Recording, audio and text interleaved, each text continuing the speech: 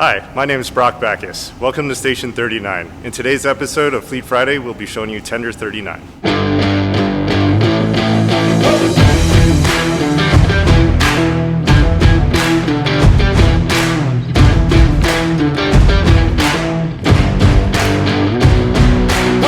So this is our brand new Tender 39. We just received this a couple months ago. It's a Pierce built tender that is on a Kenworth chassis and cab. It's Kenworth's brand new updated model of the T880. It's got an awesome engine and an Allison transmission. So let's pop the hood and we'll take a look at it.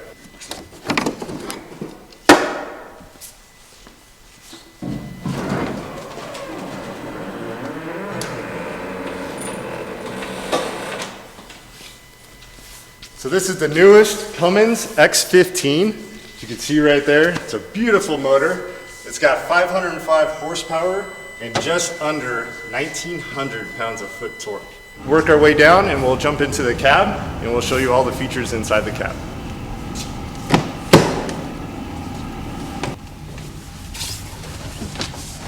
Okay, so here we are, we're inside of the cab of the new Tender. Awesome layout with this new model and what Pierce has put together. Kind of starting at the top, we have our Bendix King radios, again with our 800 radio that we use primarily for our operations. Down the dash, the configurations of the buttons, ton of features with traction control, engine braking, our engine fans.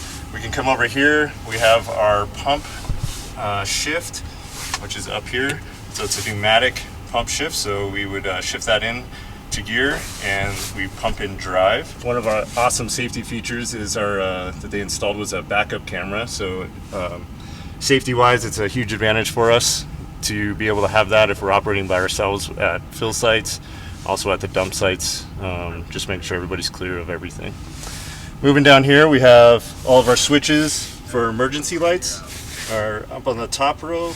Down here you can see all of our dump chutes, our driver's side, our the back, and then also the passenger side with the switches right below them. So as soon as you switch them and the valve becomes fully open, the light would turn green, and then vice versa closing it.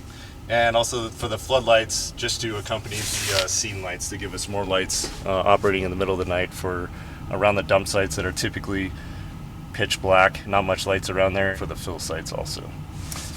Back here we also have all of our maps, our wildland maps, and also these laminated maps they show us an idea of where our dump sites are located in our district. So some of the hydrants aren't rated as flow rate and also for access wise. So whenever we're operating at a dump site, we want a good access wise so we can get tenders turned around just to get the fastest turnaround time as possible. Over here we have our MDT. This maps us to our calls and gives us our dispatch notes for each one. It also swivels for if we needed to just have one person in here driving, we can turn this to try to make it as safe as possible for routing us back to the scene or to additional fill sites.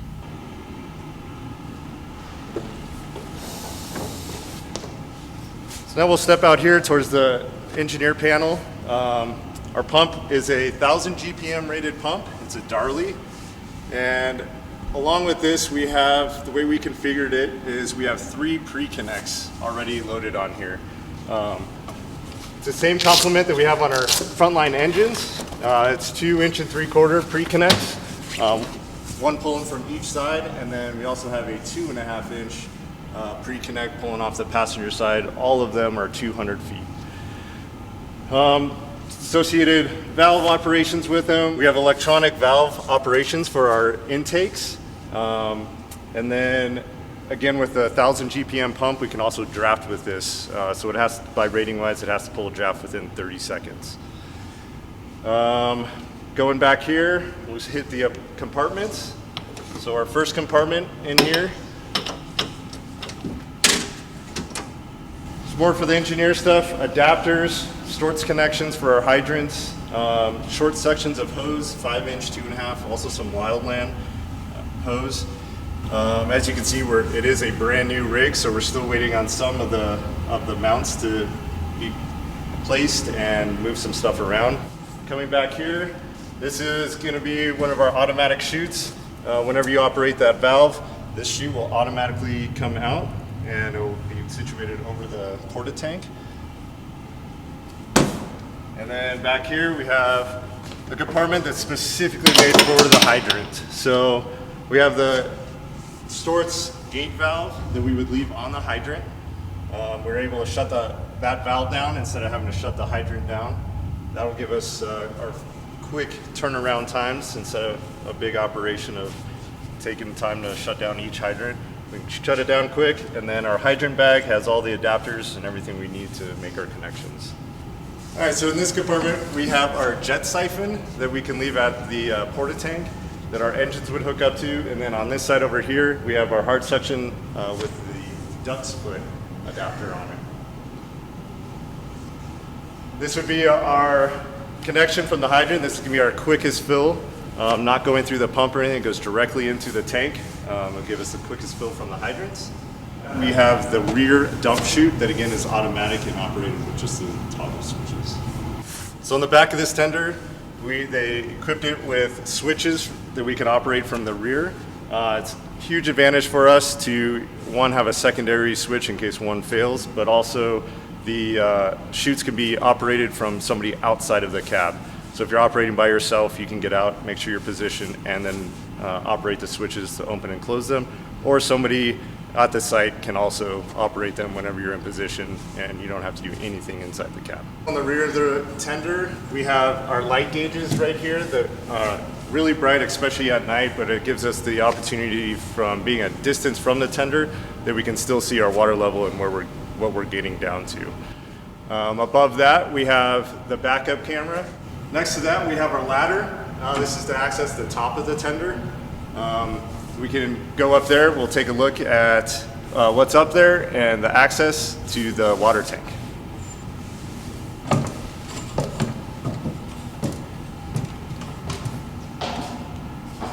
So up top here, we don't carry any extra equipment or any storage compartments up here. It's only for water. And right here is the access that we could see down into the tank, just to visually confirm that we have a full tank. And then also when we're filling up from the water tank, this is where the water will come out and let us know that we're full. All right, coming along to the passenger side of the tender, we have one small compartment back here. It just has two sections of 2.5-inch hose and also a bladder pack.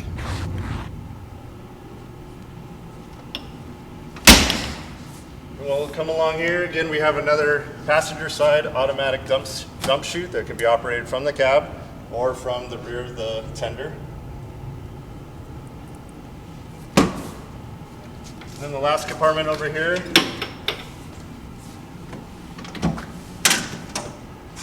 We have our wildland packs if we need to, web gear, helmets, waters. We also have water extinguisher and a fire extinguisher. We then have more sections of hose, 2.5, 5-inch, and then we have tire chains for winter operations or in the need of mud around dump sites. And then up here, you can see our 3 pre-connects again. The 2.5-inch that's deployed off this side, and then also the red pre-connect. Again, can be deployed off either side, and they're 200 feet each. All right, over here on the passenger side panel, we have our intakes and also our discharges. And then we have an operation for the dump tank that's stored up here. It's operated similar to our ladder racks on the engines. You have to power it on to disengage the locks, and then you can lower it down. This thing will come all the way down, and 2 firefighters can then lift the Porta Tank out of there and set up for dump operations.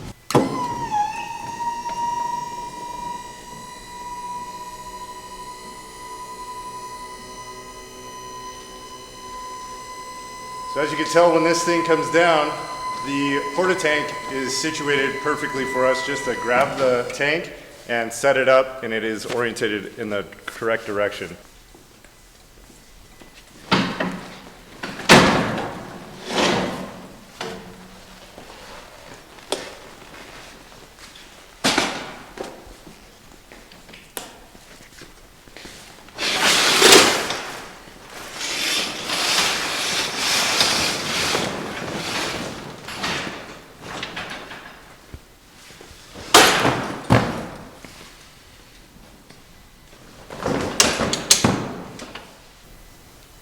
This Porta Tank will hold 3,000 gallons. It'll hold the entire capacity of our brand new tender. So now that the Porta Tank is back on the rack, we load it this way so that the opening is up. So that way when we close it, the arm comes up and it's stored upside down and all the water will drain out of the tank.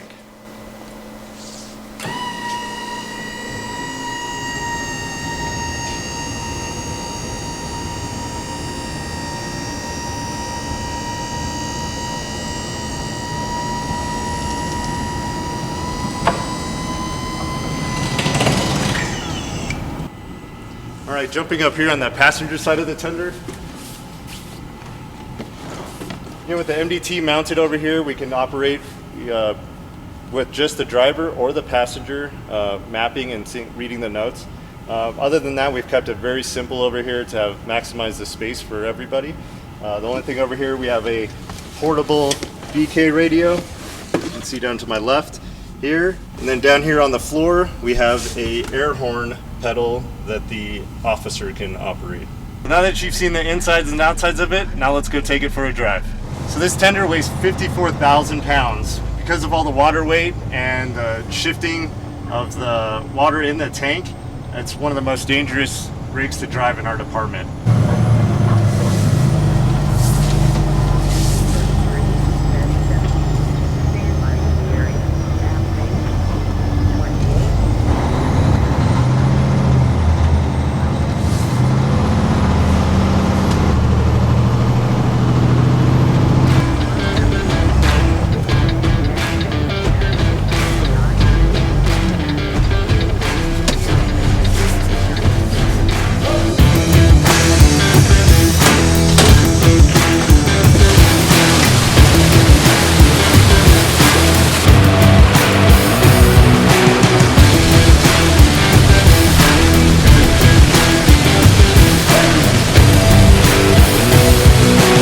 Thanks for stopping by Station 39 for this episode of Fleet Friday, and we will see you guys soon.